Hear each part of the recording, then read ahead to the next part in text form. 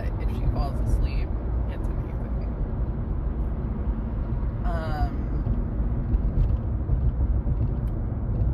But as I was driving, I was just thinking about the messages that I came back with. We are all one, we are all connected, we are all loved. And another one that I haven't mentioned as much, it kind of goes along with the we are all loved, but is the we are perfect, whole, and complete. Just the way we are. In this very, very moment. No matter what quote, flaw, whatever you think that you have, you're absolutely perfect. Just the way you are. Right now, in this moment. We all are. And that is something that I definitely, and I still, of course, judge myself, which is just so not haha funny, but ironic funny that we do that. We really are usually our own worst critics.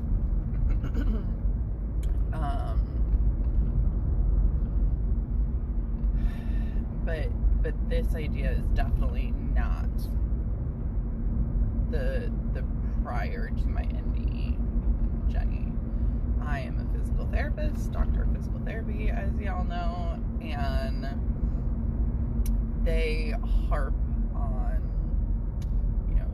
your gait, the way you walk has to look a certain way, your posture has to be a certain way, the way you walk, the way you perform activities needs to look a certain way or it can hurt you.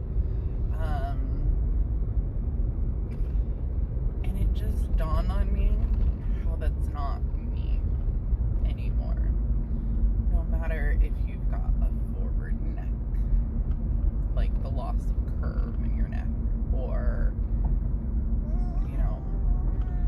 disc bulges, or you slouch, or you walk, quote, funky, like not perfect according to what we were taught. You're still perfect.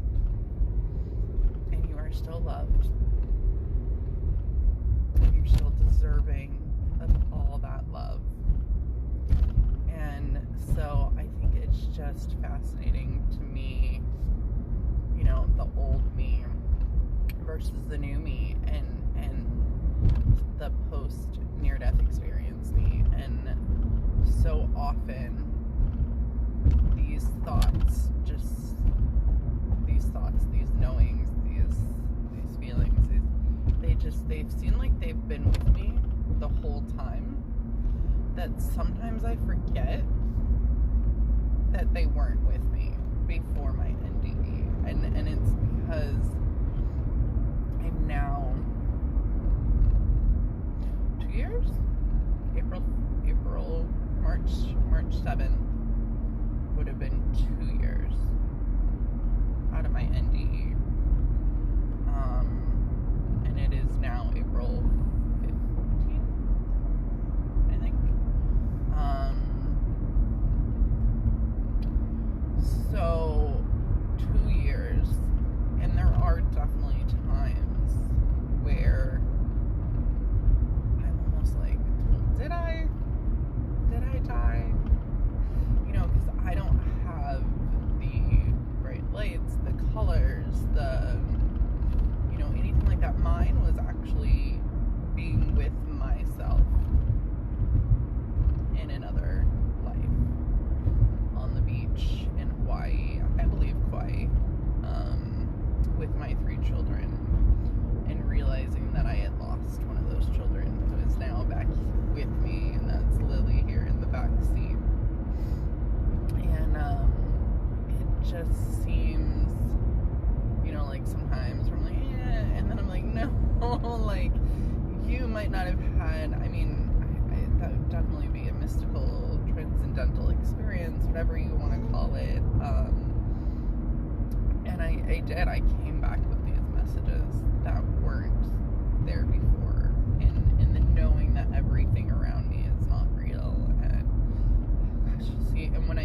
out in nature and I hike and I can get out where there's like no houses, no city, and I can just see nature around me,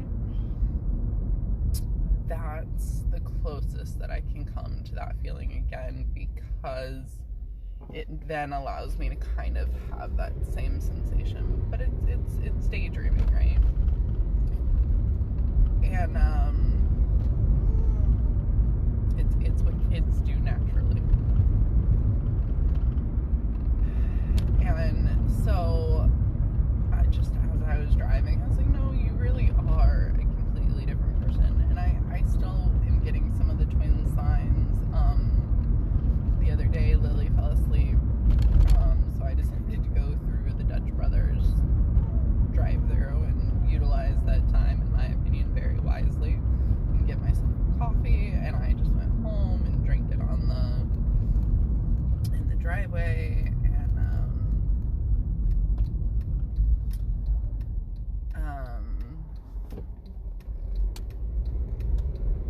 When I was going through the drive-through, they have the people who take your order,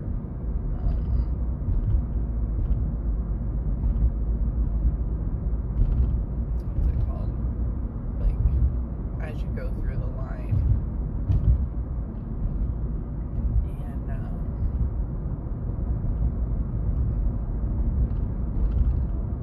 they were also handing people their drinks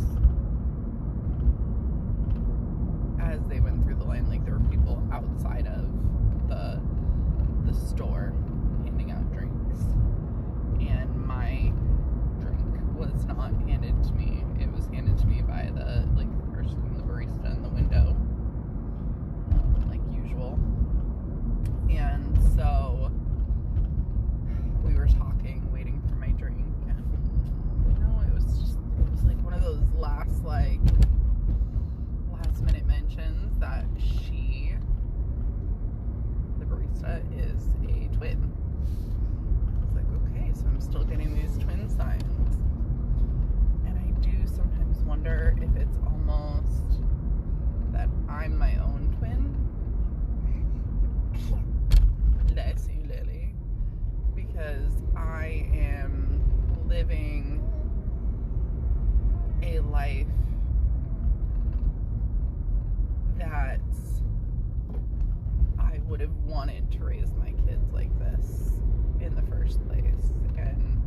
And this is me, a twin to myself post near-death experience, because I really am a completely